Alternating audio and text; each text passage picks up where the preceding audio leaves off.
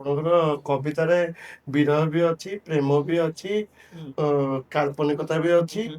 କିନ୍ତୁ ଆପଣ ବ୍ୟଙ୍ଗାତ୍ମକ କବିତା ତ କହିହବନି, କିନ୍ତୁ ଆପଣ ପୁରା ସାର୍କାଷ୍ଟିକଲି ବି ନେଇଯାଆନ୍ତି। ଏଇଟାକୁ କଣ ପାଇଁ ଚୁଜ୍ କଲେ ଏଇଟାକୁ? ଦେହକୁ ନେବେନି, ନେବେ ନାହିଁ। କିନ୍ତୁ ଦେହକୁ ନିଅନ୍ତି। ନିଅନ୍ତି ନିଅନ୍ତି। ହେଲା, କେବେ ଦେହକୁ ନେଇକି କିଛି ଆପଣଙ୍କ ଉପରେ ଜୋତା ମାଡ଼ କି ଗାଳି ଏଇସବୁ ହେଇଛି କି? ସେଇ ଲୋକଟା ଯିଏ ଟାଇମ ପୂର୍ବରୁ ଅଫିସ ଆସେ, ଦିନ ସାରା ଏଠି ସେଠି ସେ ବସେ, ସାରେ ସାରେ କହି ବୁଲେ ସେ ଖାଲି, ଷ୍ଟାଫ ନାଁରେ କରେ ଚୁଗୁଲି, ମଧୁର ବିନୟ ବଚନ କହି ପ୍ରମୋସନ ଯାକ ଯାଏ ସେ ନେଇ।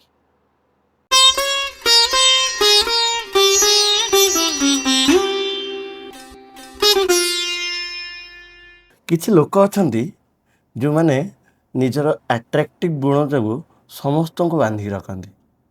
ଜାଣିଛନ୍ତି, ସେମିତି ଏକ ବ୍ୟକ୍ତିତ୍ୱ ଆଜି ଆମ ଷ୍ଟୁଡ଼ିଓରେ ଆମ ସହିତ ଗେଷ୍ଟ ହିସାବରେ ଆମକୁ ସହଯୋଗ କରିବେ। ସିଏ ଆପଣ ଠିକ୍ ଗେସ୍ କରିପାରିବେ ଯଦି ମୁଁ ଏଇ କଥାଟା କହିବି। ସିଏ ନିଜକୁ ସବୁବେଳେ କୁହନ୍ତି ଯେ ପେଶାରେ ଶିକ୍ଷକ, ନିଶାରେ କବି, କବିତାରେ ଲେଖି ନିଜର ନିଚ୍ଛକ ଛବି। ଆଉ ଆପଣ ସେଇ ଲୋକଟା ନାଁରେ ବି ଚିହ୍ନିଛନ୍ତି। ହଁ ଆଜ୍ଞା, ମୁଁ ପ୍ରଭାସ ଆପଣଙ୍କୁ ସ୍ୱାଗତ କରୁଛି ଦ BFT ପଡ଼କାଷ୍ଟରେ।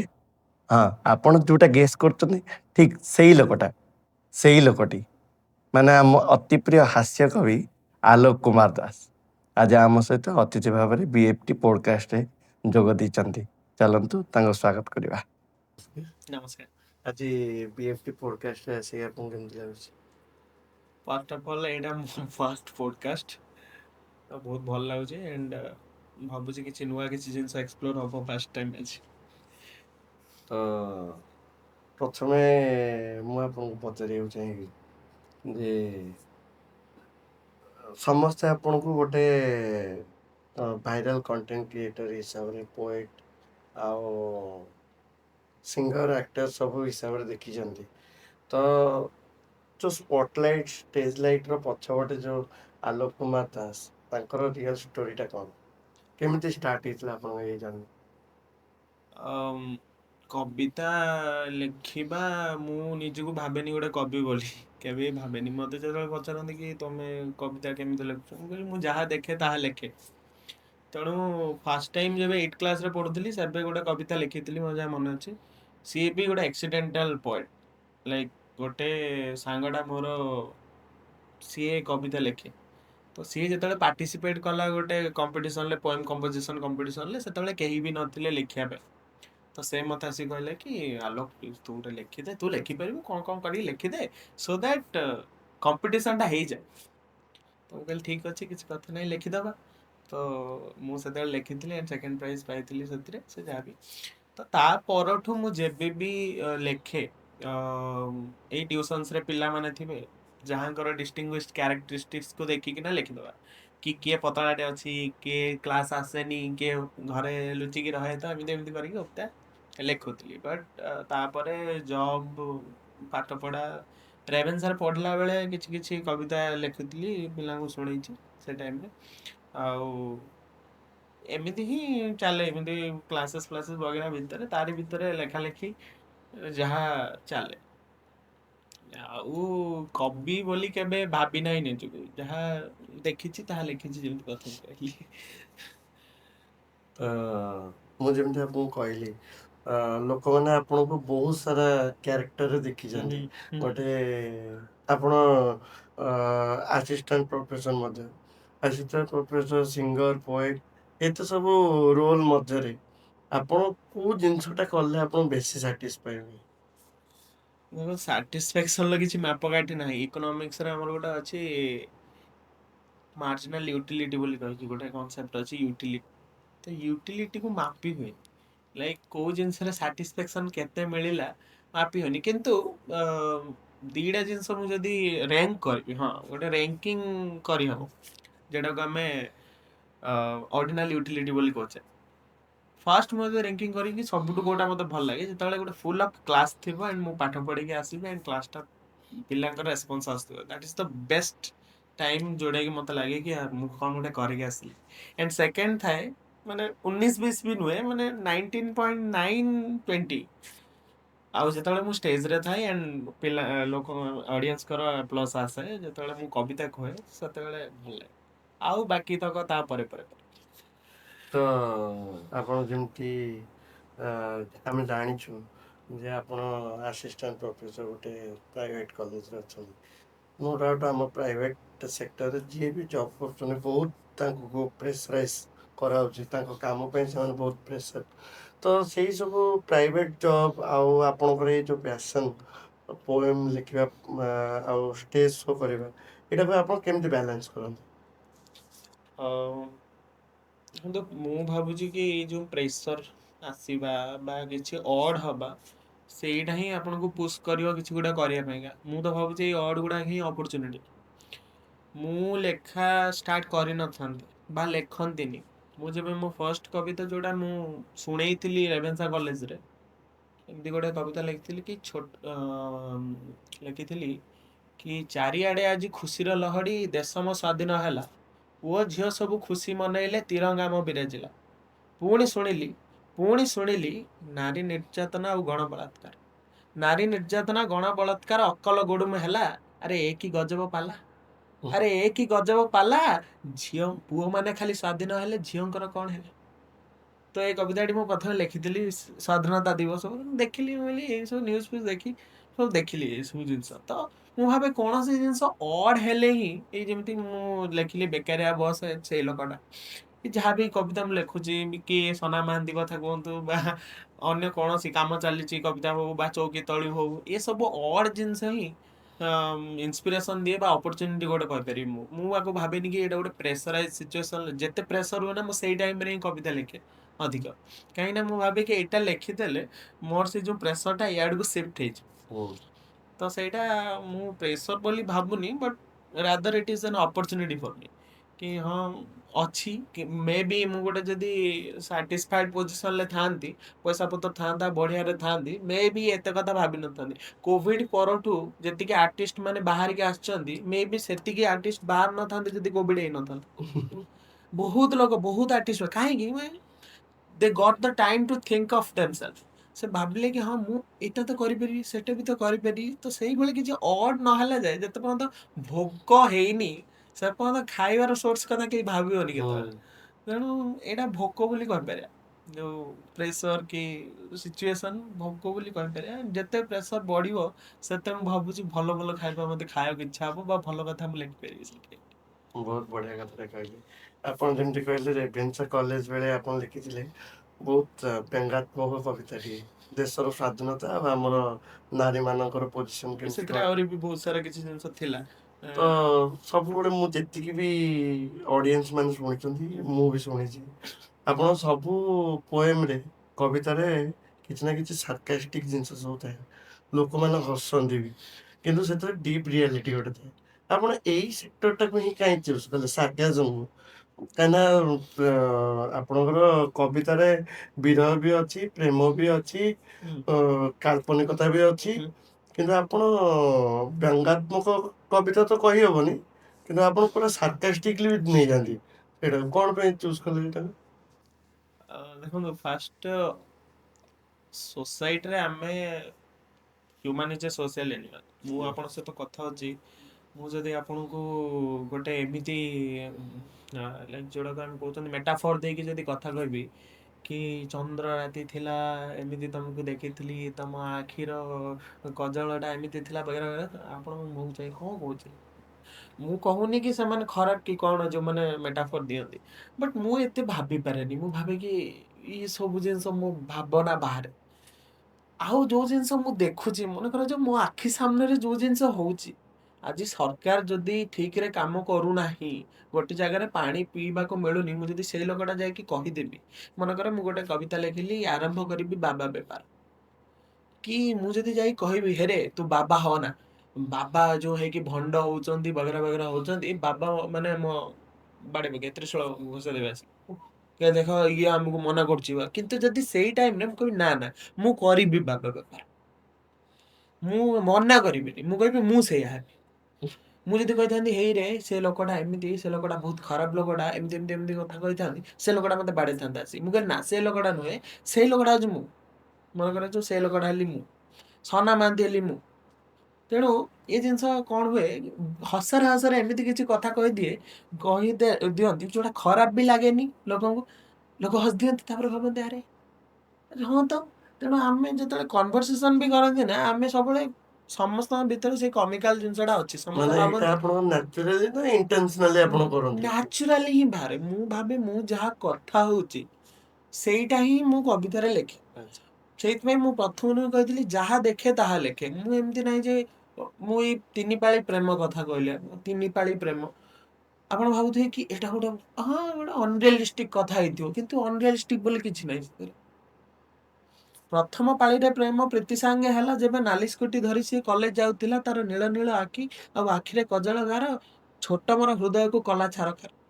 ଥିଲା ଦିନେ ଖରା ବେଳ, ପଛେ ତାର ଗଲି, ଆଣ୍ଠେଇକି କହିଲି ମୁଁ ଭଲ ପାଏ ବୋଲି। କୋଉ ପିଲା ଆଣ୍ଠେଇକି କହୁନାହିଁ? ସମସ୍ତେ ଆଣ୍ଠେଇକି କହୁଛନ୍ତି। ଆଣ୍ଠେଇକି କହିଲି ମୁଁ ଭଲ ପାଏ ବୋଲି। ଲାଜେଇକି ପ୍ରିୟା ଯେବେ ମୁରୁକି ଆସିଲା, ଆଉ ଥରେ ପୁଣି ମତେ ପ୍ରେମ ହେଇଗଲା। ପଛେ ତାର ଗୋଡେଇଲି ଭୁଲି ଘର ଦ୍ୱାର, ଗିଫ୍ଟ ବି କିଣିଦେଲି ତାକୁ ରେଗୁଲାର। ରାତି ରାତି ଯାଏ ଗପ ଚାଲିଥିଲା ଆମ, ପ୍ରେମରେ ପଡିକି ତାର ଭୁଲିଗଲି କାମ। ଏଇସବୁ ଜିନିଷ କିଏ କରୁନାହିଁ? କିନ୍ତୁ ଏସବୁ ଜିନିଷରେ ଟ୍ୱିଷ୍ଟ କ'ଣ ଆସୁଛି? ମୋର ଗୋଟେ ସାଙ୍ଗଟା ଥିଲା, ତା ସାଙ୍ଗରେ ସେମିତି ହେଲା। ଟ୍ୱିଷ୍ଟ କ'ଣ ହେଲା ନା ତାର ବାହାଘର ହେଇଗଲା। ବୁଝିଲେ କି ନାହିଁ? ତ ତାର ବାହାଘର ହେଇଯାଉଛି। ତ ବହୁତ ଜିନିଷ ଏଇଟା ରିଆଲିଟିରେ ହଉଛି। ମୁଁ ଯାହାକୁ ଭଲ ପାଉଛି ସେ ଆଉ କାହା ସାଙ୍ଗରେ ପଳଉଛି। ମୁଁ ଯାହାକୁ ଭଲ ପାଉଛି ସିଏ ମତେ ଭାଇ ବନେଇ ଦଉଛି। ହଉଛି, ହେଇଛି, ମୋ ସାଙ୍ଗମାନଙ୍କ ପାଖରେ ସାଙ୍ଗରେ ହେଇଛି। ତେଣୁ ମୁଁ ଭାବୁଛି ଯୋଉ ଜିନିଷ ମୁଁ ଦେଖୁଛି ଇଣ୍ଟେନସନାଲି ସେଇ ଜିନିଷ ହିଁ ବାହାରୁଛି।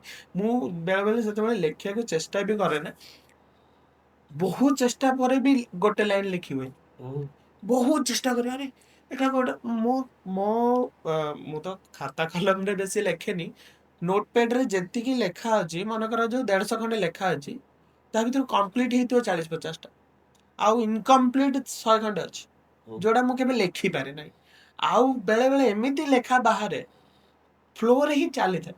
ଲାଇକ୍ ମୁଁ ଭାବେ ଆରେ ହଉଛି ହଉଛି ହଉଛି, ଏମିତି ଏମିତି ଚାଲିଥାଏ। ଏଣ୍ଡ ସେ ଲେଖା ଟାଇମରେ ହିଁ why it is intentional ନୁହେଁ, it is natural, because ସେ ଜିନିଷ ସବୁ କୋଉଠି ନା କୋଉଠି ମୋ ସବକନସିୟସ୍ ମାଇଣ୍ଡରେ ଅଛି।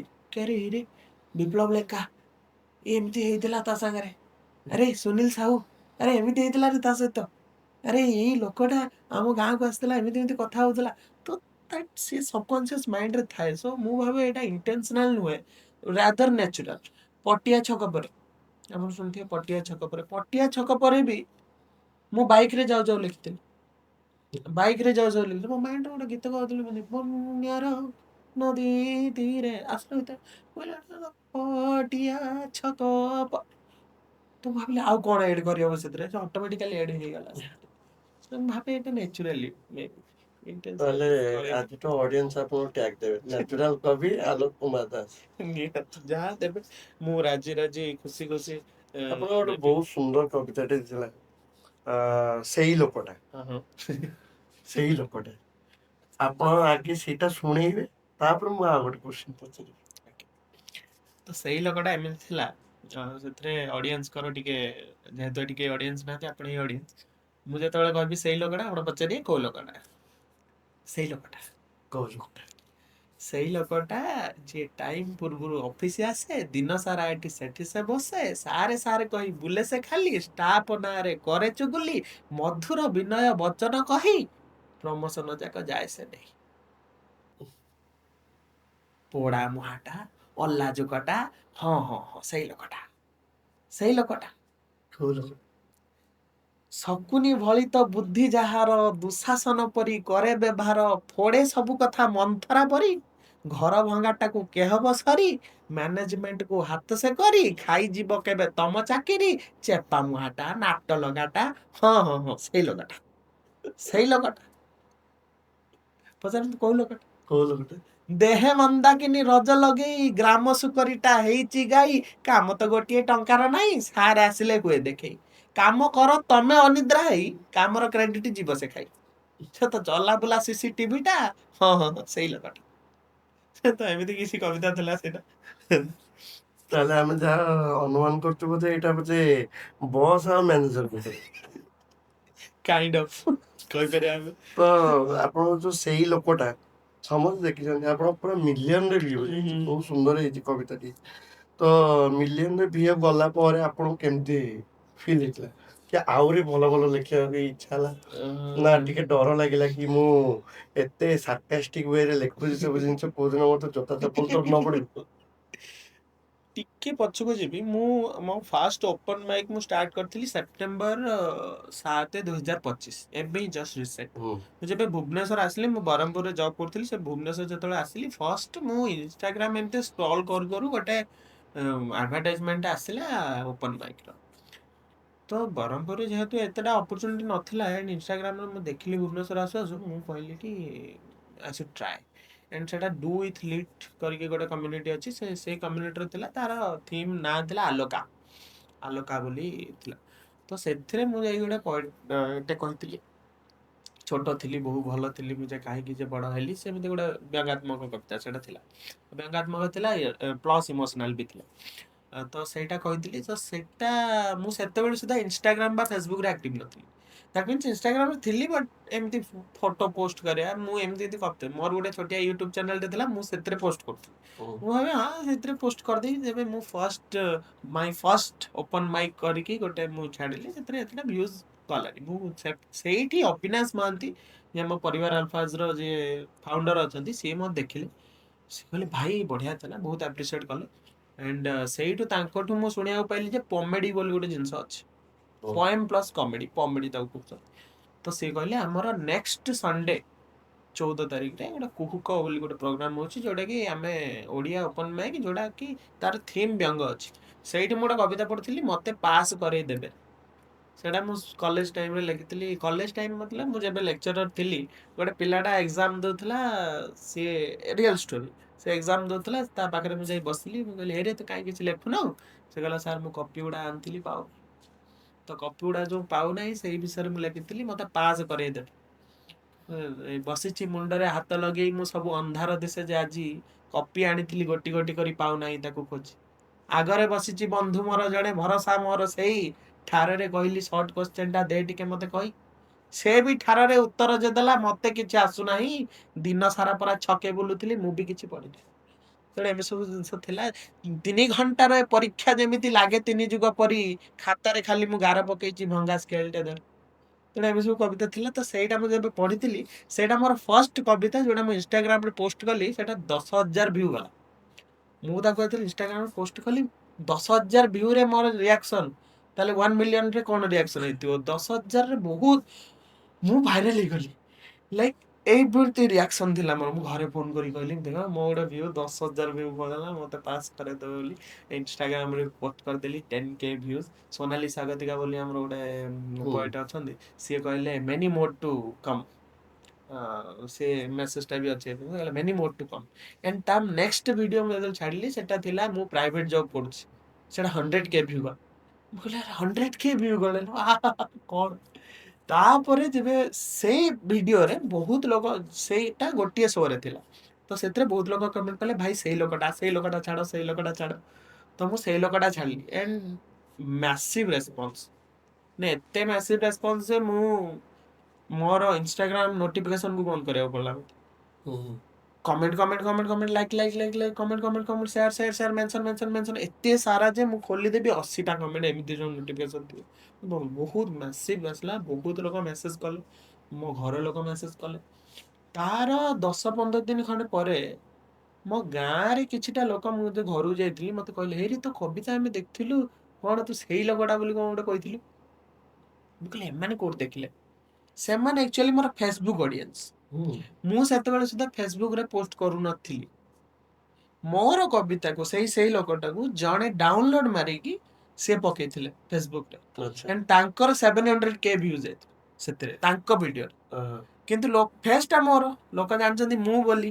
ମୋ ଗାଁ ଲୋକ ମୋତେ ଚିହ୍ନିଲେ। ମୁଁ ସେବେ ହିଁ ଜାଣିଲି ଯେ ମୋ ଭିଡିଓ ଫେସବୁକରେ ବି ଭାଇରାଲ ହେଇଛି, ଆଉ ଲୋକ ମୋତେ ଜାଣିଛନ୍ତି। ବହୁତ ରେସ୍ପନ୍ସ। ଏବେ ବି ମୁଁ ଯୋଉଠିକି ଗଲେ ମୋତେ ସେଇ ଲୋକଟା ହିଁ ବୋଲି ବି ଡାକୁଛନ୍ତି, ଯୋଉମାନେ କମ୍ୟୁନିଟିରେ ଅଛନ୍ତି ସେମାନେ ସେଇ ହିଁ ଡାକୁଛନ୍ତି। ତ ଭଲ ରେସ୍ପନ୍ସ ଆସେ।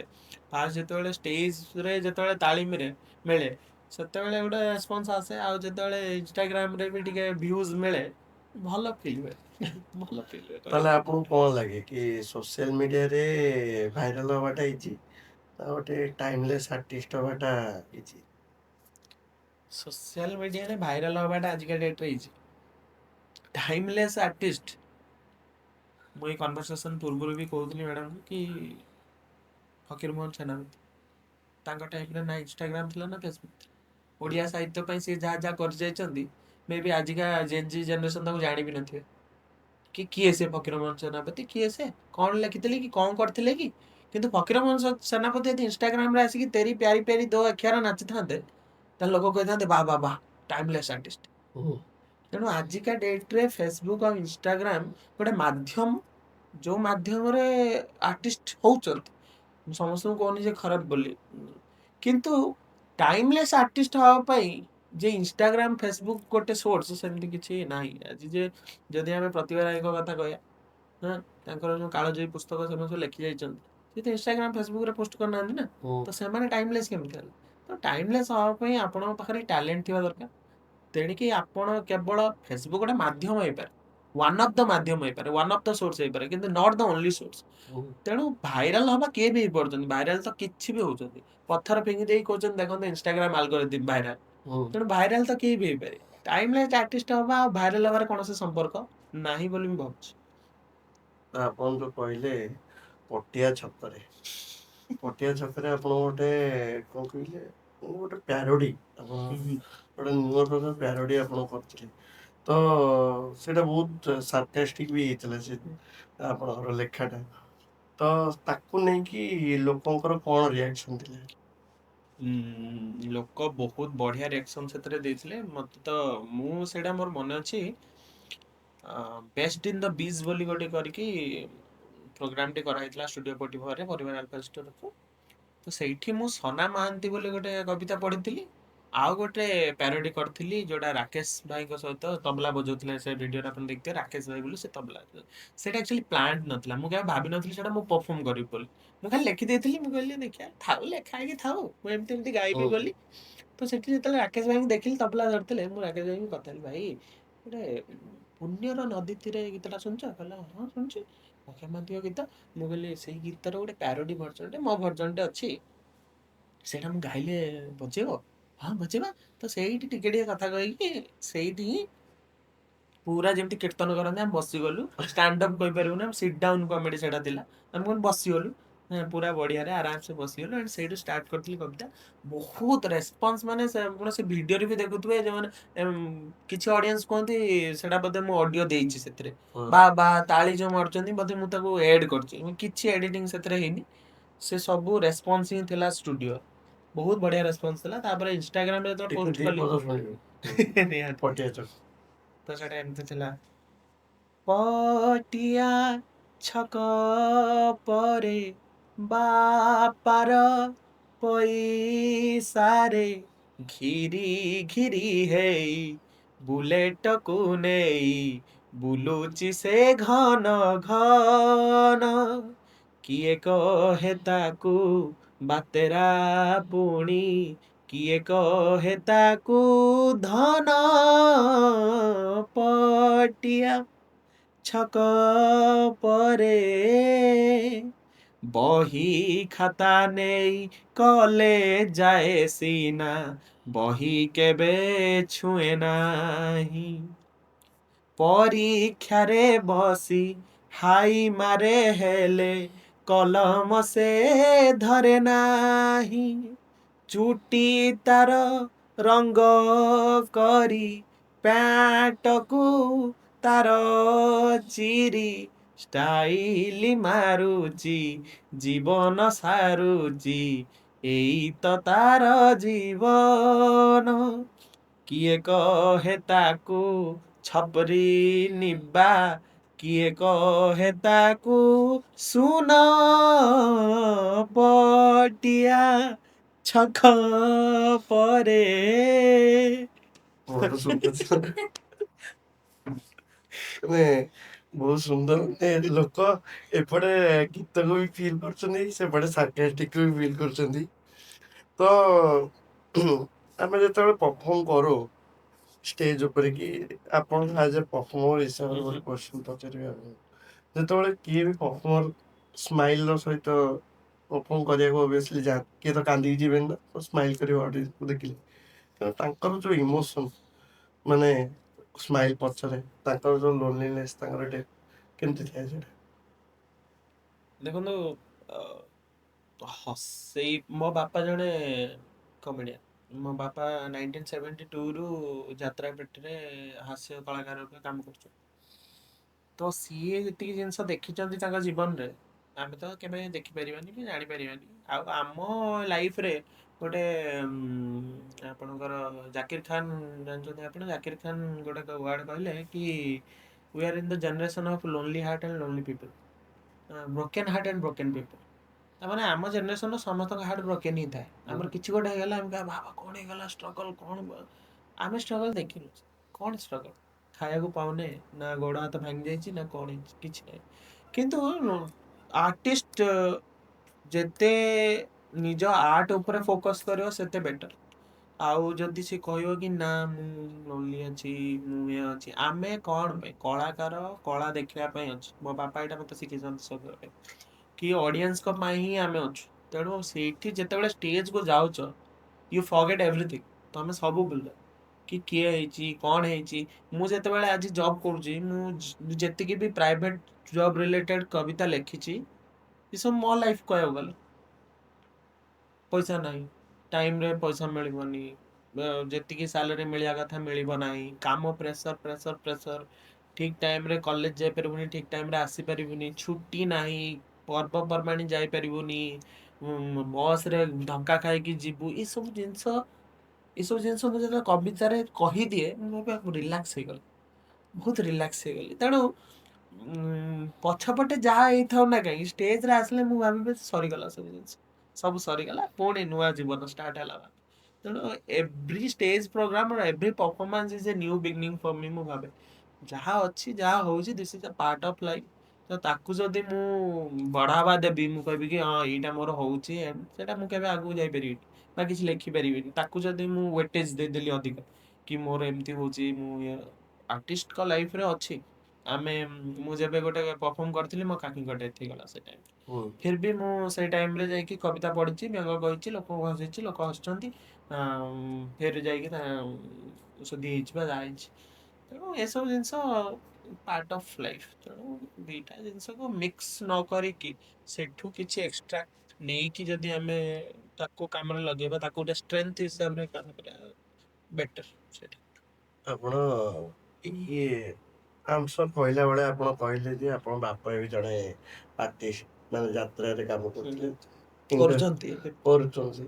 ତ ଆପଣ ଏଇ ସବୁ ଆକ୍ଟିଂ କରିବା, ଲୋକଙ୍କୁ ହସେଇବା, ଏଗୁଡ଼ାକ ଆମେ ମାନେ ଯଦି ପୈତୃକ ସମ୍ପତ୍ତି ହିସାବରେ ମିଳିଛି କହିଲେ ଆପଣଙ୍କୁ ଅତ୍ୟୁକ୍ତି ହବନି। ବାପାଙ୍କ ଠାରୁ ଆସିଛି ଏଇ ହଁ ସବୁ ହଁ ଜିନିଷ। କହିବେ କାହିଁକି ତ ଏଥିରେ କିଛି ଯେତେବେଳେ ବାପା ଏବେ କରୁଛନ୍ତି, ଆପଣ ବି କରୁଛନ୍ତି, କୋଉଠି ଷ୍ଟେଜକୁ ଯାଇକି ପରଫର୍ମ କରୁଛନ୍ତି, ଯେତେବେଳେ ଆପଣ ଛୋଟ ଥିବେ ଜେନେରାଲି ଆମର ବାପା ମା ମାନେ କହନ୍ତି ଯେ ପାଠ ପଢା ଉପରେ ବେଶୀ ଫୋକସ୍ କରି ଏଗୁଡ଼ା ସବୁ ବେକାରିଆ କାମ ଗୁଡ଼ା କହନ୍ତି। ଆପଣଙ୍କ ବାପା ବି ଆପଣ କେମିତି ବାଲାନ୍ସ କରନ୍ତି? ନା ଆପଣଙ୍କ ବାପା କୁହନ୍ତିନି ଯେହେତୁ ସେ ଲାଇନରେ ଅଛନ୍ତି? ନାଇଁ, ଆମର ଅପବ୍ରିଙ୍ଗିଂଟା ସେମିତି କମ୍ପାରିଟିଭ୍ ଯୋଉ ପ୍ୟାରେଣ୍ଟସ୍ ଥାନ୍ତିନି କି ଏବେକା ଟାଇମ୍ରେ ପାଠ ପଢ଼ ପାଠ ପଢ଼, ପାଠ ଛଡ଼ା ଦୁନିଆରେ କିଛି ନାହିଁ, ଗୋଟେ ଘୋଷା ବଳଦ କରି ଦେଇଛନ୍ତି ପିଲାଙ୍କୁ। ସେଭଳିଆ ଅପବ୍ରିଙ୍ଗିଂ ଆମର ହେଇନି। ଆଜ୍ ଏ 90s କିଡ୍ ଆମେ ତାକୁ କହିପାରିବା ଯେ ସେଭଳିଆ ଅପବ୍ରିଙ୍ଗିଂ ହେଇନି। ହୁଁ। ଏଥିପାଇଁ ହେଇନି, ଯଦି ଗୋଟେ ପଏଣ୍ଟ ଅଫ୍ ଭ୍ୟୁରୁ ଦେଖିବା, ଏଥିପାଇଁ ହେଇନି କି ଆମ ବାପା ମା ସେତିକି ଶିକ୍ଷିତ ନଥିଲେ ସେଥିପାଇଁ ହେଇନାହିଁ। ଦୁଇ ନମ୍ବର କଥା, ସେତିକି ସେ କରିବାକୁ ଚାହିଁନାହାନ୍ତି କି ଏଇଟା କରନା ସେଇଟା କରନା। ପାଠ ପଢ଼ା ଦରକାର, କିନ୍ତୁ ଆର୍ଟିଷ୍ଟ ବ୍ୟାକଗ୍ରାଉଣ୍ଡ, ମୋ ଦିଦି ଜଣେ ପେଣ୍ଟର, ମୋ ଦିଦି ବି ଲେଖେ, ଦିଦି ବି ଗୀତ ଗାଏ। ତ ଆମେ ଯେହେତୁ ଗୋଟେ ଆର୍ଟିଷ୍ଟ ବ୍ୟାକଗ୍ରାଉଣ୍ଡରୁ ଆସୁ, ମୋ ବାପା କେବେ କହିନାହାନ୍ତି ମୋତେ ଏସବୁ ଜିନିଷ କରିବାକୁ ବା ଲୋକଙ୍କୁ ହସଉଛି ବା କବିତା ପଢ଼ୁଛି। ସେ ବି ଜାଣିନଥିଲେ, ସେ ବି ଭିଡ଼ିଓ ଯେତେବେଳେ ଦେଖିଲେ ସେ ବି ଜାଣିଲେ ମୁଁ କରୁଛି ବୋଲି ସେସବୁ ଜିନିଷ। ସେ କେବେ ଅଟକେଇ ନାହାନ୍ତି ଏଣ୍ଡ ପୁସ୍ କରିବା କଥା ବି କହିନାହାନ୍ତି। କିନ୍ତୁ କୋଉଠି ନା କୋଉଠି ଆମ ଜିନ୍ରେ ସେଇ ଜିନିଷଟା ଅଛି ଟିକେ କହିବାକୁ ଗଲେ। ଯଦି ଆପଣ କହିବେ କି ତାଙ୍କ କଳାଟା ମୋ ଦେହରେ ଅଛି ବା କିଛି ଆସିଛି, ତାହେଲେ ମୁଁ ତାକୁ ସାଦର ସହିତ ଗ୍ରହଣ କରିବି। ଯଦି କହିବା you are a nepo kid, yes I am a nepo kid. ତ ସେମିତି କିଛି ପ୍ରୋବ୍ଲେମ୍ ନାହିଁ ଏଥିରେ। ଆଉ ସେ କେବେ ଅଟକେଇ ନାହାନ୍ତି ସେମିତି କୋଉ କଥାରେ କରିବାକୁ। ଆଜି ବି ସୁଦ୍ଧା ସେ ତାଙ୍କୁ ବୟସ ପାଖାପାଖି 65 66 ହେଲାଣି, ଆଜି ବି ସୁଦ୍ଧା ସେ କାମ କରୁଛନ୍ତି। ମତେ ଆପ୍ରିସିଏଟ୍ କରୁଛନ୍ତି, ମୋ ସବୁ ଭିଡ଼ିଓକୁ ସେୟାର କରୁଛନ୍ତି। ଭଲ। ତ ଆମେ ବହୁତ ସୁନ୍ଦର ଭାବରେ ଆପଣଙ୍କ ବାପାଙ୍କ ବିଷୟ ଶୁଣୁ। ପୁଣି ଥରେ ଆପଣଙ୍କର କବିତା ଆଡ଼କୁ ଫେରି ଆସିବା। ହୁଁ ହୁଁ ଆପଣ ସବୁବେଳେ ସାର୍କାଷ୍ଟିକ୍ କବିତା ଆମେ ଯେମିତି ହୁଁ ହୁଁ ଆଲୋଚନା କରୁଥିଲେ, ଲୋକଙ୍କୁ ହସିଲେ ମଧ୍ୟ ଲୋକ ଟିକେ ଦେହକୁ ନେବେ। ଦେଖ ନେବେ। ମାନେ ଆମର ଯେମିତି ନୋଟରେ ଲେଖା ହେଇଥାଏ, ଏଇ କାଳ୍ପନିକ ଭିଡ଼ିଓ ଏଇଟା ଦେହକୁ ନେବେନି, ନେବେ ନାହିଁ। କିନ୍ତୁ ଦେହକୁ ନିଅନ୍ତି। ନିଅନ୍ତି ନିଅନ୍ତି। ହେଲା, କେବେ ଦେହକୁ ନେଇକି କିଛି ଆପଣଙ୍କ ଉପରେ ଜୋତା ମାଡ଼ କି ଗାଳି ଏଇସବୁ ହେଇଛି କି? ଜୋତା ଏମିତି ମାଡ଼ କିଛି ଲେଖି ଦେଇଛନ୍ତି ଯୋଉଟାକୁ ଲୋକ ହଜମ କରିପାରୁନାହାନ୍ତି? ଜୋତା ମାଡ଼ ତ ସେପର୍ଯ୍ୟନ୍ତ ସେ କେସ୍ ହେଇନାହିଁ। ସେ କେସ୍ ହେଲେ ମୁଁ ଜାଣିବି ଯେ ବହୁତ ପପୁଲାର ହେଇଗଲି। ଆଜିକାଲି ଲୋକମାନେ ଫେମସ୍ ହେବା ପାଇଁ ସେଇଟାକୁ ପନ୍ଥା ବୋଲି ଭାବୁଛନ୍ତି। ଜୋତା ମାଡ଼ ହେଇଗଲେ ଆମେ ଫେମସ୍ ହେଇଗଲୁ। ସେଇଟା କେବେ ହେଇନି, କିନ୍ତୁ ଯେମିତି କହିଲି ପଟିଆ ଛକ ପରେ ସେଥିରେ ବହୁତ ସାରା ଭଲ ପାଇବା ମୋତେ ମିଳିଥିଲା, ଏବେ ବି ସୁଦ୍ଧା ମିଳୁଛି। କିନ୍ତୁ ସେଥିରେ କିଛିଟା ଲୋକ ଏମିତି ବି ମୋତେ କ୍ୱେଶ୍ଚନ୍ କରିଥିଲେ କି ପଟିଆ କାହାକୁ ପଚାରିକି ୟୁଜ୍ କରିଥିଲୁ, ପଟିଆ ନାଁଟା। ଅକ୍ଷୟ ମହାନ୍ତିଙ୍କ ଗୀତକୁ କାହିଁକି ବର୍ବାଦ କଲ ତମେ ସବୁ? ଅକ୍ଷୟ ମହାନ୍ତିଙ୍କ ପୁଅ ଯଦି ଶୁଣିବେ ତମକୁ ଥାନାରେ ପୁରେଇ ଦେବେ। ଏସବୁ ଏମିତି କଥା ବି ଉଠିଥିଲା, ସେ ଜିନିଷ ହେଇଥିଲା। ଆଉ ଗୋଟେ କବିତା ମୁଁ ଲେଖିଥିଲି, କାମ ଚାଲିଛି। ତ ମୁଁ ଟିକେ ମୋବାଇଲର ସାହାରା ନେବି। କାମ ଚାଲିଛି ଗୋଟେ କବିତା ଲେଖିଥିଲି, ସେ ଅବଶ୍ୟ ସେ ପାଇଁ ମୋତେ କିଛି ଡ୍ରବ୍ୟାକ୍ ବା କିଛି ସେମିତି ଆସିନି କି କ'ଣ ହେଇଥିବ, କିନ୍ତୁ ମୁଁ ସେଇଟା ପଢ଼ିଥିଲି ଏମିତି ଗୋଟେ ଜାଗାରେ ଯୋଉଠି ମୋତେ ଜୋତା ପଡ଼ିବାର ଚାନ୍ସେସ୍ ବହୁତ ଥିଲା। ତାର ଗୋଟେ ପଂକ୍ତିଟା ମୁଁ ପଢୁଛି, ସେଟା ଥିଲା ସରକାରଙ୍କୁ ନେଇକି ଚାଲିଥିଲା କି ଯୋଉ ସରକାର ଆମର ସବୁ ଜିନିଷ କହୁଛି ଆମେ କରୁଛୁ, ସେ ସତ କଥା ହିଁ କହୁଛି କି କରୁଛୁ, ସେ କେବଳ କରୁଛନ୍ତି, ହେଇପାରୁନାହିଁ। କୋଉଠି ଦେଖିବେ ଆପଣ, ଯୋଉଠି ଯାଆନ୍ତୁ କୋଉଠି ଗୋଟେ ରାସ୍ତା ଖୋଳା ହଉଥିବ, କୋଉଠି ଗୋଟେ ଡାକ୍ତରଖାନାରେ ଡାକ୍ତର ନଥିବେ, କୋଉ ସ୍କୁଲରେ ଟିଚର ନଥିବେ। ଏସବୁ ଜିନିଷକୁ ମୁଁ ଲେଖିଥିଲି କି କାମ ଚାଲିଛି। ସେଥିରେ ଥିଲା, ବାଇକ୍ ପଛରେ ବସେଇ ଆମ ଗାଁ ଦାମକୁ ସଜବାଜ ହେଇ ବାହାରିଥିଲି ମୁଁ କାମକୁ। ପିନ୍ଧିଥିଲି ଧଳା ସାର୍ଟକୁ ନେଳି ପ୍ୟାଣ୍ଟ, କାଖ ତଳେ ମାରି ସ୍ନୋ ପାଉଡର, ଦିହରେ ବାସ୍ନା ସେଣ୍ଟ। ଦେଖିଲି ଟ୍ରାଫିକ ବଡ ଜବର, ଲାଇନ ଲାଗିଛି ଗାଡି ମଟର। ପଚାରିଲି ଭାଇ କ'ଣ ହେଇଛି, ଏତେ କାହିଁ ଲମ୍ବା ଲାଇନ ଲାଗିଛି? ବାବୁ ଜଣ ବୋଲି ମୋ ଆଡେ ଦେଖି କହିଲେ, ଫୁଟି ଯାଇଛି କି ତୋରି ଆଖି? ଏବେ ଦେଖ ନାଲିଆ ବୋର୍ଡ ଲାଗିଛି, ଆଗରେ ପୁରା କାମ ଚାଲିଛି। କାମ ଚାଲିଛି, କାମ ଚାଲିଛି, ବର୍ଷ ବର୍ଷ ହେଲା କାମ ଚାଲିଛି। ଯୁଆଡେ ଦେଖେଇଲେ ଖୋଳି ପକଉଛ, ରାସ୍ତାଘାଟରେ ପାଣି ଜମିଛି, କହିଲା କ'ଣ ନା କାମ ଚାଲିଛି। ସେ ସେପଟୁ କହୁଛି, ଏଇ କ'ଣ କହିଲୁ? ନା ନା ସେ କିଛି ନୁହେଁ। ମାନେ ଏ ଯୋଉ ଲେଖା ହେଇଥିଲା, ମାନେ ଇଏ ହଉଛି ଗୋଟେ ଅନ୍ତରର କଥା, ଯିଏ କହିବାକୁ ଚାହୁଁଛି କିନ୍ତୁ କହିପାରୁନି। ସେଥିରେ ଗୋଟେ ଲାଇନ ଥିଲା, ଭୁବନେଶ୍ୱରରେ ମିଳୁଛି ଆମ ବସ୍ ସେବା, ଭାବିଲି ବାଇକ୍ ଛାଡି ଆଜି ବସରେ ଯିବା। ଖୋଲିଲା ବସ୍ ଦୁଆର, ଗଲି ଭିତରେ ପଶି, ଦୁଆର ତ ଆଉ ପଡୁନି, ମୁଁ ଯାଇଛି ଫସି। ଦୁଆର ବେଳେ ବେଳେ ପଡେନି, ପଶି ଯାଇଥିବ ବ୍ୟାଗ ଏପଟେ, ଲୋକ ମଝିରେ ପଶି ଯାଇଥାଏ। ଦୁଆର ଯେ ଆଉ ପଡୁନି, ମୁଁ ଯାଇଛି ଫସି, କଲି ଚିତ୍କାର, ଭାଇନା ମରିଗଲି ଲୋ। ଇଏ କୋଉ ଜାଗାକୁ ମୁଁ ପଶିଗଲି ଲୋ? ସିଟ ତ ଥିଲା 20, ପଶିଥିଲେ 200। ସିଟ ତ ଥିଲା 20, ପଶିଥିଲେ 200, ଓହ୍ଲଉଥିଲେ ତ ଯୋଡ଼ିଏ, ପଶୁଥିଲେ 10। କଣ୍ଡକ୍ଟରକୁ କହିଲି, ଭାଇ କ'ଣ ଇଏ? କଣ୍ଡକ୍ଟର କହିଲା, ଆରେ ବହୁତ ଜାଗା ଅଛି, ଇଏ କିଛି ନୁହେଁ। କହିଲି ରାଗରେ, ଭାଇନା କ'ଣ ହଉଛି? ଏତେ ଭିଡରେ ବି ବସଟା କ'ଣ ସ୍ପିଡରେ ଯାଉଛି? ଭାଇନା କହିଲା, ଆରେ ଆଉ 100 ବସ୍ ପାଇଁ ବା ପ୍ଲାନ୍ ଚାଲିଛି, ସେଇ ବିଷୟରେ ଏବେ କାମ ଚାଲିଛି। ବୋଲ, କାମ ଚାଲିଛି, କାମ ଚାଲିଛି, ବର୍ଷ ବର୍ଷ ହେଲା କାମ ଚାଲିଛି। ମୋ ବସକୁ ଆମ ବସ୍ କରିଦେଲେ କ'ଣ ସୁଧାର କ'ଣ ଆସୁଛି? କ'ଣ କହିଲ? ନା ନା ସେ କିଛି ନୁହଁ। ତ ଏଇଟା ମୁଁ ପଢିଥିଲି କୋଉଠି? ପୁସ୍ତକ ମେଳା। ଏବେ ଯୋଉ ଏଇଟା ହେଇଥିଲା ଆମର ଏଇଠି ରାମ ମନ୍ଦିର ପାଖରେ, ସେଟା ପ୍ରଦର୍ଶନୀ ପଡିଆରେ ପୁସ୍ତକ ମେଳା। ପଛରେ ବ୍ୟାକଗ୍ରାଉଣ୍ଡ ଅଛି ଆମର ମହାମହିମ ନରେନ୍ଦ୍ର ମୋଦି ସାରଙ୍କର, ଆଉ ପାଖରେ ଆମର ମାଝୀ ବାବୁଙ୍କର, ସମସ୍ତଙ୍କର ଅଛି। ଆଉ ସେଇଠି ମୁଁ ଏଇ କବିତାଟା ପଢିଥିଲି। ତ ମତେ ଯିଏ ଶୁଣିଲେ, ମୁଁ କରିସାରିଲା ପରେ ମୋର ଯିଏ ଫେଲୋ ପରଫର୍ମର ଥିଲେ, ଭାଇ କ'ଣ ତମକୁ କ'ଣ ଡର ଭୟ ନାହିଁ? ଆସିକି ଏଇଠି କହିଦଉଛ ମୋ ବସକୁ ଆମ ବସ ଚେଞ୍ଜ କରିଦେଲେ, ତମେ ସରକାରକୁ ଏଇଠି ଆଙ୍ଗୁଳି ଉଠଉଛ, ଏଇଠି ଜୋତା ପଡିବ ତମ ଉପରେ। ଖାଲି କଥାରେ କହିଥିଲେ, ଅବଶ୍ୟ ପଡି ନଥିଲା। କିନ୍ତୁ ଜଣେ ମୋର ଫେଲୋ ପରଫର୍ମର ମତେ ଦିନେ କହିଥିଲେ କି ବ୍ୟଙ୍ଗ ସମାଜ, ସରକାର, ଶାସନ ଏସବୁ ବିଷୟରେ ଆକ୍ଷେପ କରେ ସବୁବେଳେ। ତେଣୁ ଯଦି ଆମେ ଏଇ ଜିନିଷକୁ ହିଁ କହିପାରୁନେ, ତାହେଲେ ଆମେ ନିଜକୁ ଜଣେ ବ୍ୟଙ୍ଗ କବି କହିବା କଥା ହିଁ ନୁହେଁ। ଆଗରୁ କବିତା ଜ୍ଞାନବତା କବିତା ଲେଖିଛନ୍ତି, ସରକାରଙ୍କୁ କହିଛନ୍ତି, ସରକାରକୁ ଆଖି ଉଠିଛନ୍ତି। ଏ ବହୁତ ଲୋକ ରାଜାକୁ ଗୋରା ମହାପାତ୍ର ତାଙ୍କ ନାଁ କଣ ମୁଁ ଭୁଲି ଯାଉଛି, ରାଜାଙ୍କୁ ସେ ଆକ୍ଷେପ କରିଦେଇଥିଲେ।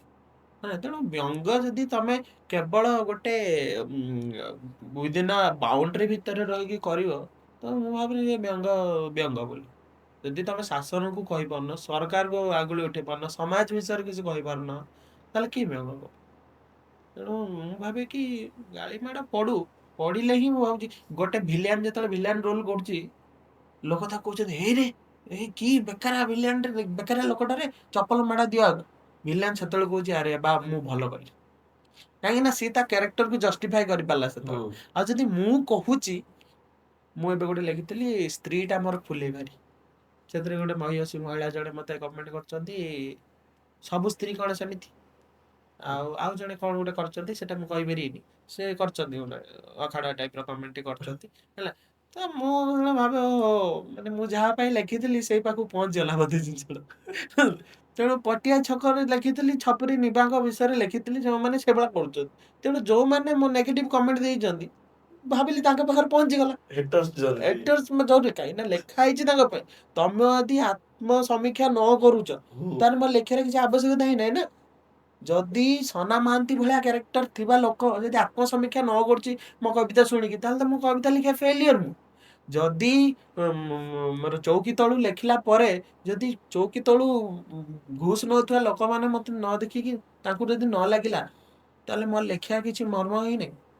ତେଣୁ ଆସିବା ଦରକାର, କାହିଁକି ନା ମୁଁ ଲେଖୁଛି ସେଇଥିପାଇଁ। ତମେ ଆତ୍ମ ସମୀକ୍ଷା କର, ସେଇ ଲୋକଟା ଯଦି ଶୁଣିଲା ପରେ ସେ କହିବେନି ଆରେ ଆରେ ଯେହେତୁ ନିଜକୁ ନ ନେଲା ଦିଥର, ହଉ ତ ମୁଁ ତ ଏଇଭଳିଆ କାମ କରେ, ତାହେଲେ ମୁଁ ଲେଖିବାର କିଛି ଆବଶ୍ୟକତା ନାହିଁ। ତେଣୁ ମୁଁ ଭାବୁଛି ବ୍ୟଙ୍ଗ ସମାଜ ସୁଧାରିବାର ଗୋଟେ ମାଧ୍ୟମ। ଯଦି ସମାଜକୁ ସୁଧାରିବାର ଅଛି, ତାହେଲେ ବ୍ୟଙ୍ଗ କଣ କହୁଛି? ବ୍ୟଙ୍ଗ ରିଆଲିଷ୍ଟିକ କଥା କହୁଛି, ଯାହା ହଉଛି ସେୟା କହୁଛି। ଫୁଲକୁ ଫୁଲ କହିବା, କଣ୍ଟାକୁ କଣ୍ଟା କହିବା ବ୍ୟଙ୍ଗ କବି କରନ୍ତି। ଗନ୍ଧିଆକୁ ଗନ୍ଧିଆ କହିବାନି, ଆଉ ତାକୁ ଯଦି କହିବା ଗନ୍ଧିଆଟା ମହମ ହେଇ ବାସୁଛି, ତାହେଲେ ସେ କିଛି କଥା ନାହିଁ, ଖାଲି ଚାଟିବା ଭଳିଆ କଥା ହେଇଗଲା। ତେଣୁ ଚାଟା ଚୁଟି ନାହିଁ, ବ୍ୟଙ୍ଗରେ ଆମେ ସାମ୍ନା କରିବା ସମସ୍ତଙ୍କୁ ଯାଇକି।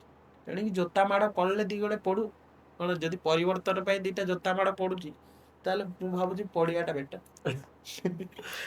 ବହୁତ ସୁନ୍ଦର ଭାବରେ କଥାଟିଏ କହିଲେ। ତ ପଚାରିବାକୁ ଚାହିଁବି, ଏତେ ସାରା ଆପଣ କାମ ସବୁ କରୁଛନ୍ତି, ଆସିଷ୍ଟାଣ୍ଟ ପ୍ରଫେସର ଅଛନ୍ତି, ଗୀତ ତ ବହୁତ ସୁନ୍ଦର ଗାଇଲେ, ଗୀତ କବିତା ମଧ୍ୟ ବହୁତ ସୁନ୍ଦର ଲେଖନ୍ତି। ତ ଲାଇଫରେ ଆପଣଙ୍କର କଣ ଲେଗାସି ରହିବା ଦରକାର, କଣ ଚାହାନ୍ତି ଆପଣ ଲାଇଫରେ? ଦେଖନ୍ତୁ, ବାପାଙ୍କ ଆଦର୍ଶରେ ଆମେ ବଢିଛୁ ଆଜି ପର୍ଯ୍ୟନ୍ତ।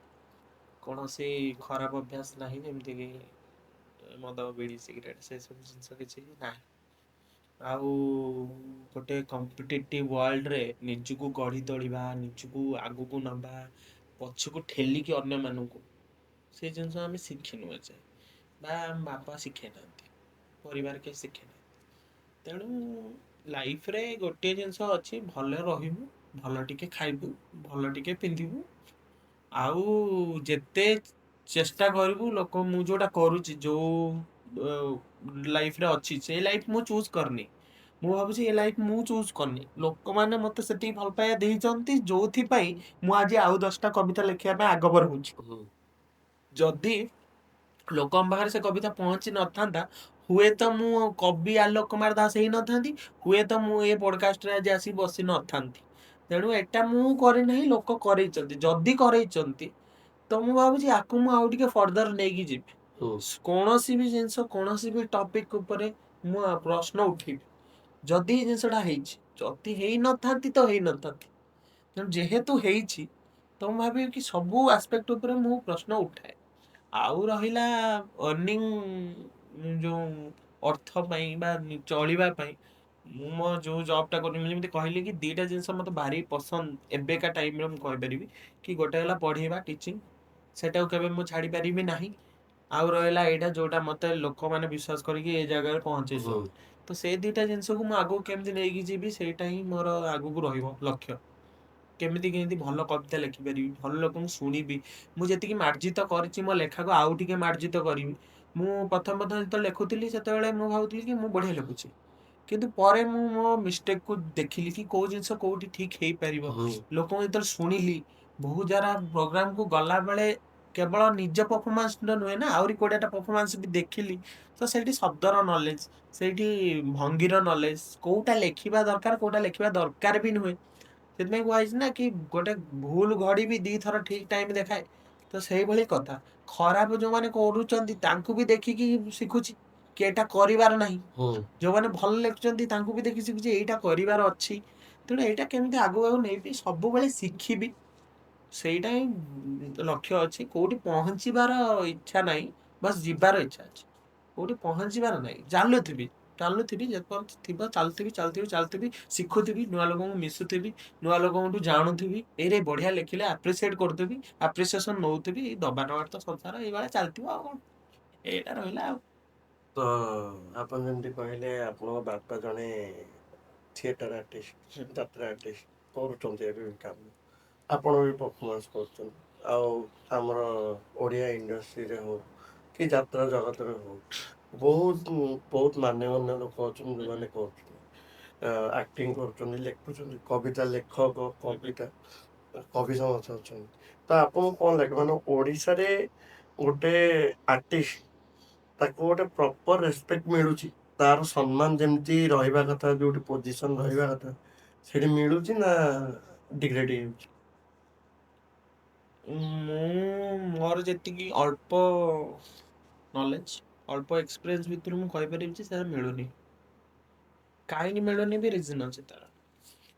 ଆଜିକା ଡେଟ୍ରେ ଯୋଉ କଳାକାର ବୋଲି ଆମେ ଦେଖୁଛନ୍ତି, କଳାର ବିଭିନ୍ନ ଆସ୍ପେକ୍ଟ ଅଛି। ଯିଏ ପଡକାଷ୍ଟ, ଆପଣ ଯଦି ମୋର ପଡକାଷ୍ଟ ଇଣ୍ଟରଭ୍ୟୁ ନେଉଛନ୍ତି, this is also A part of art. ଆପଣ ଯିଏ ହେଲେ ପ୍ରଶ୍ନ ପଚାରି ପାରିବେ, ଆପଣଙ୍କ ଜାଗାରେ ଆଉ କିଏ ଗୋଟେ ଆସି ବସିଯିବ, ସିଏ ସେତିକି ୱେରେ ପ୍ରଶ୍ନ ମେ ବି ପଚାରି ନପାରେ। ତେଣୁ ଇଏ ବି ଗୋଟେ କଳା। ମୁଁ ଗୀତ ଗାଉଛି, କଳା। ଜଣେ ଡାନ୍ସ କରୁଛି, କଳା। ଜଣେ ପେଣ୍ଟିଂ କରୁଛି, କଳା। ଡିଫରେଣ୍ଟ କଳା ଅଛି। କିନ୍ତୁ କୋଉଠି ନା କୋଉଠି ଗଭର୍ଣ୍ଣମେଣ୍ଟ, କୋଉଠି ନା କୋଉଠି ଲୋକମାନେ କଳାଟାକୁ ଗୋଟେ ସ୍ପେସିଫାଇଡ କରିଦେଇଛନ୍ତି କି କିଏ ଜଣେ ଆସିକି ଡାନ୍ସ କଲା, ସିଏ ହେଲା କଳାକାର। କିନ୍ତୁ ସେଇ କେସରେ ଯଦି ଜଣେ କବିତା ପଢିଲା, ତାହେଲେ ମେ ବି ସିଏ ଗୋଟେ କଳାକାର ହିସାବରେ ଗଣା ହୁଏ। ଆଜିକା ଡେଟ୍ରେ ଆମେ ବହୁତ ଜାଗା ଦେଖିଛୁ। ଗୋଟେ ଜାଗାରେ ମୁଁ ନାଁ ନେବାକୁ ଚାହୁଁନି, ଗୋଟେ ଜାଗାରେ ଆମକୁ ଡକା ହେଇଥିଲା, ପରିବାର ଆଲଫାଜକୁ ଡକା ହେଇଥିଲା, ଆମେ 4-5 ଜଣ ଯାଇଥିଲୁ କବିତା ପଢିବା ପାଇଁ। ସେଟା ଗୋଟେ ଏମିତି ପ୍ରୋଗ୍ରାମ ଥିଲା କି ଗୋଟେ ପ୍ରୋଗ୍ରାମ ହବାର ଅଛି, ତା ପୂର୍ବରୁ ଗୋଟେ ଯୋଉ ଗ୍ୟାପ୍ ଅଛି, ସେ ଗ୍ୟାପଟାକୁ ଫିଲ୍ଅପ୍ କରିବା ପାଇଁ ଆମକୁ ଡକା ହେଇଥିଲା। ଇନ୍ କେସ୍ ଲୋକ ବୋର୍ ହେବେନି, ତ ସେଇପାଇଁ ଆମକୁ ଡକା ହେଇଥିଲା, ସୋ ଦ୍ୟାଟ୍ ଆମେ କିଛିଟା ଏଣ୍ଟରଟେନମେଣ୍ଟ କରିପାରୁ। ସେଥିରେ ମୁଁ ଥିଲି, ସୋନାଲି ସ୍ୱାଗତିକା ଥିଲେ, ଅବିନାଶ କୃଷ୍ଣ, କ୍ୟୁଟ୍ ପଏଣ୍ଟ ଯୋଉ କୃଷ୍ଣ ଥିଲେ ସିଏ ଥିଲେ। ତ ଏଇଭଳିଆ 4-5 ଜଣ ଆମେ ଥିଲୁ। ପ୍ରିୟଦର୍ଶିନୀ ବୋଲି କହିକି ଜଣେ ଥିଲେ, ସିଏ ଥିଲେ। କିନ୍ତୁ ସେଠି ଯେତେବେଳେ ଦେଖିଲୁ, ସେଠି ମାହୋଲ ବହୁତ ଖରାପ ଥିଲା। ଲାଇକ୍ ଆମକୁ କୋଉ ହିସାବରେ ଟ୍ରିଟ୍ କରାହେଲା ସେଠି, ମାନେ ଏମିତି ଲାଗିଲାନି ଯେ ଆମକୁ ବହୁତ ଖରାପ ଫିଲ୍ ଲାଗିଲା। କି ଲାଗିଲାନି ଯେ କଳାକାର ଗୋଟେ ଡାକିଛନ୍ତି ସେମାନେ, ଅଡିଏନ୍ସ ନାହାନ୍ତି, ସେଠି ହସ୍ପିଟାଲିଟି ନାହିଁ, କି ଆମକୁ ଶୁଣିବା ପାଇଁ କଳାକାର କ'ଣ ପାଇଁ ଅଛି ସାର୍? ମୁଁ କ'ଣ ପାଇଁ ଅଛି? ମୋ କଳାକୁ ଯଦି ଶୁଣିବା ପାଇଁ ଲୋକ ନାହାନ୍ତି 10ଟା, ମୁଁ କ'ଣ କରିବି? ମୁଁ କ'ଣ ଭାଇରାଲ ହେବା ପାଇଁ ଆସିଛି, ନା ମୁଁ ଭ୍ୟୁଜ୍ ଗୋଟେଇବା ପାଇଁ ଆସିଛି? ମୁଁ କଳାକାର, ମୋ ଷ୍ଟୁଡିଓରେ ଯେତେବେଳେ 20-25ଟା ଲୋକ ତାଳି ମାରିବେ, ତାଠୁ ବଡ଼ ପୁରସ୍କାର କଳାକାର ପାଇଁ ନାହିଁ।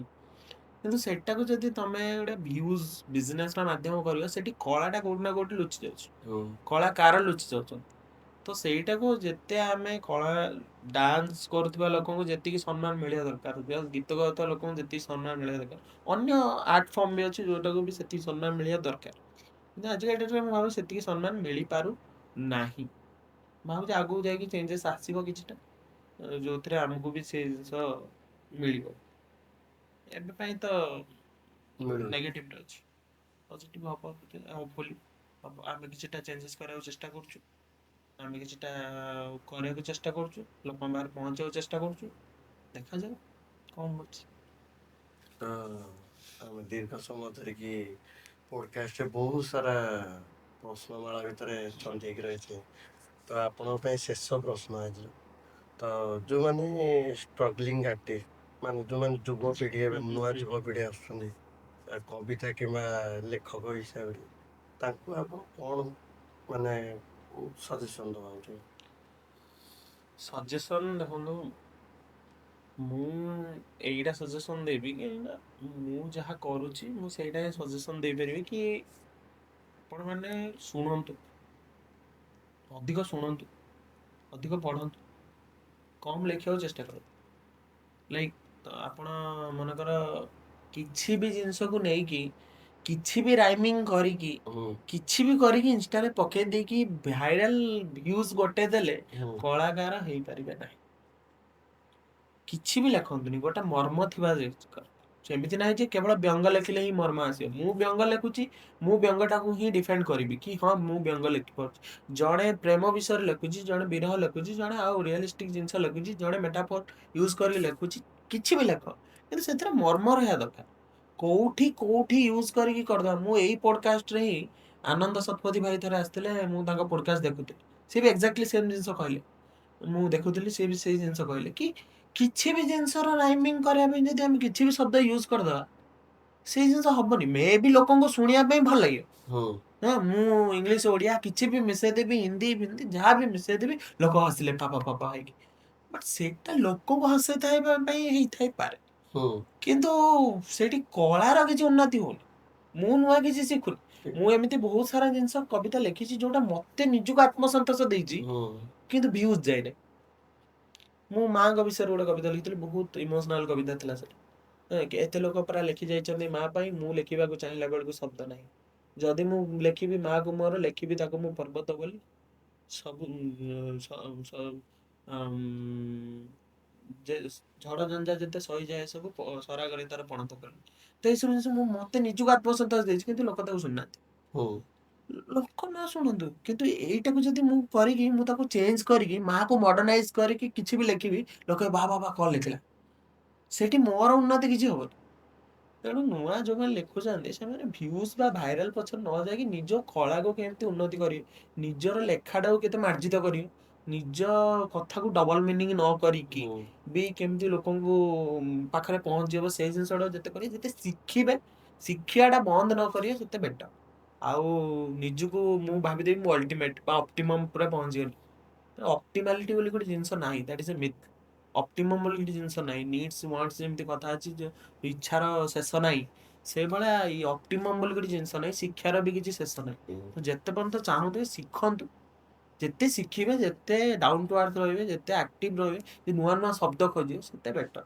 ଆଉ କିଛି ବି କୁ ନେଇକି କିଛି ଲେଖିଦେଇକି ଇନଷ୍ଟାରେ ପକେଇ ଦେଇକି ବା ଭାଇରାଲ ହେଇକି ଭାଇରାଲ ଭ୍ୟୁଜ ଗୋଟେଇବା ସଜେଷ୍ଟ ତ ମୁଁ କେବେ କରିବି ନାହିଁ। ଆଉ ଯୋଉମାନେ ଡାଉନ୍ ହେଇଯାଉଛନ୍ତି, ଷ୍ଟ୍ରଗଲ କରୁଛନ୍ତି, ଆମ କାହିଁ ଭ୍ୟୁଜ ଯାଉନି, ଭ୍ୟୁଜ ଯିବାଟା ତମର ପରିଚୟ ସୃଷ୍ଟି କରୁନାହିଁ। ସିଏ ଗୋଟେ ମାଧ୍ୟମ ହେଇପାରେ, କିନ୍ତୁ ନିଜ ଯଦି ଆତ୍ମସନ୍ତୋଷ ମିଳୁଛି ତାହେଲେ ତମେ ଭଲ ଲେଖୁଛ। ମୁଁ ତ ନିଜେ ଯେତେବେଳେ ଲେଖିଦିଏ, ମ୍ୟାଡାମ ଜାଣିଛନ୍ତି, ମୁଁ ନିଜେ ଯେତେବେଳେ ଲେଖିଦିଏ, ମୁଁ ଏଭା କରେ, ବାଃ କଣ ଲେଖିଲି ମୁଁ, ଏକ୍ଜାକ୍ଟଲି ମୁଁ ଏହା କରେ। ମତେ ଭଲ ଲାଗେ, ମୁଁ ଭଲ ଲାଗୁଛି, ମତେ ବଢିଆ ଲାଗିଲା। ଦି ଚାରି ଜଣଙ୍କୁ ଶୁଣେଇଲି, ଦି ଚାରି ଜଣ ଭଲ କହିଲେ, ଦି ଚାରି ଜଣ ଖରାପ କହିଲେ, ତାକୁ କିଛି ଚେଞ୍ଜେସ୍ କରିବି। ତ ଏସବୁ ଜିନିଷ ଆକ୍ଟିଭଲି କରୁଥିବା ଦରକାର ବା ଶିଖୁଥିବା ଦରକାର, ଶିକ୍ଷାଟା ବନ୍ଦ ନ କରିବା ଦରକାର ସବୁ। ମୁଁ ଏଇଟା ହିଁ ସଜେଷ୍ଟ କରିବି ଯୋଉମାନେ ଦେଖୁଛନ୍ତି ବା ଯୋଉମାନେ ଲେଖୁଛନ୍ତି। ବହୁତ ସୁନ୍ଦର କଥା ଟିକେ କହିଲେ। ସମସ୍ତେ ବହୁତ ପଢ଼ିବା ଦରକାର, ରିସର୍ଚ୍ଚ କରିବା ଦରକାର। ତା ଦ୍ୱାରା ବହୁତ ନୂଆ ନୂଆ ଶବ୍ଦ ଆମେ ଜାଣିପାରିବା। ବଡ଼ ବଡ଼ ଲେଖକ ଯୋଉମାନେ ଅଛନ୍ତି ତାଙ୍କଠୁ ନୂଆ ଶବ୍ଦ କିଛି କେମିତି ଛନ୍ଦ ଆଉ କେମିତି କ'ଣ ଲେଖା ହେଉଛି ତାର ପଢ଼ିବାର ପ୍ରଣାଳୀ। ମଡର୍ଣ୍ଣ କବିତା ନାଁରେ କିଛି ବି ଲେଖିଦେବାଟା ନୁହେଁ। ତ ସେସବୁ ଜିନିଷ ଆମେ ଆଲୋଚନା କରୁଥିଲେ। ତ ସୁନ୍ଦର ଭାବରେ ଆମେ ପଡ଼କାଷ୍ଟର ଶେଷ ସମୟରେ ଆରମ୍ଭରୁ ନେଇକି ପୁରା ପ୍ରଶ୍ନମାଳା ଭିତରେ ଛନ୍ଦି ହେଇକି ଥିଲେ। ତ ସମାପ୍ତି ପୂର୍ବରୁ ଆପଣଙ୍କୁ ଛୋଟ ଅନୁରୋଧ, ନ୍ୟାଚୁରାଲ କବି ଆଲୋକ କୁମାର ଦାସ ହିସାବରେ ଆମେ ତ ଟ୍ୟାଗ ଦେଇ ସାରିଲୁଣି। ତ ଯେହେତୁ ଆଜି ଆପଣ ଆମ BFT ପଡ଼କାଷ୍ଟରେ ଆସିଛନ୍ତି ଗେଷ୍ଟ ହିସାବରେ, ତ ଆମର ଟିମ୍ ଆଉ ଆମ ପଡ଼କାଷ୍ଟକୁ ନେଇକି ଲାଇଭ୍ କବିତା କିଛି ଶୁଣିବାକୁ ଚାହିଁବୁ। ଆଜ୍ଞା, BFT ପୋଡକାଷ୍ଟରେ ଲାଇଟ୍ ଲାଗିଛି ଭଳିକି ଭଳି, ଆଉ କ୍ୟାମେରା ଲାଗିଛି ଆଗରେ। ପ୍ରଶ୍ନ ପରେ ପ୍ରଶ୍ନ ତା ସାଥେ ଉତ୍ତର, ପ୍ରଶ୍ନ ପରେ ପ୍ରଶ୍ନ ତା ସାଥେ ଉତ୍ତର, ଦବ ଟିକେ ଦେଖି ଚାହିଁ, ପଚାରିବା ପାଇଁ ରେଡି ହେଇ ଏଠି ଅଛନ୍ତି ପ୍ରଭାସ ଭାଇ। କଥା କବିତାର ମିଳନ ଘଟିଲା, କଥା କବିତାର ମିଳନ ଘଟିଲା ଷ୍ଟୁଡିଓ ଭିତରେ ଆଜି। ଶୁଣିବା ପାଇଁ କି BFT ଚ୍ୟାନେଲ ସବସ୍କ୍ରାଇବ କର ଖୋଜି। ତମେ ସବସ୍କ୍ରାଇବ କର ଖୋଜି। ବଢିଆ ବଢିଆ ବଢିଆ ବହୁତ ସୁନ୍ଦର କବିତା ଟିକେ ବହୁତ ଇନଷ୍ଟାଣ୍ଟ ଆପଣ ଲେଖିଛନ୍ତି ପୁରା ଆକୁରେଟ ତ ତା ଭିତରେ ଆପଣ ପ୍ରମୋସନ ବି କରିଦେଲେ ଆମର ସବସ୍କ୍ରାଇବ କରିବା ପାଇଁ ତ ପରିଶେଷରେ ଆଜିର ସମାପ୍ତିର ସମୟ ହେଇଗଲାଣି ତ ବହୁତ ବହୁତ ଧନ୍ୟବାଦ ଆପଣଙ୍କୁ ଆପଣଙ୍କର ବହୁମୂଲ୍ୟ ସମୟ ଦେଇ ଆପଣ ଗେଷ୍ଟ ହିସାବରେ ଆପଣ ଆଟେଣ୍ଡ କଲେ ଆମକୁ ତ ଧନ୍ୟବାଦ। ବହୁତ ଧନ୍ୟବାଦ।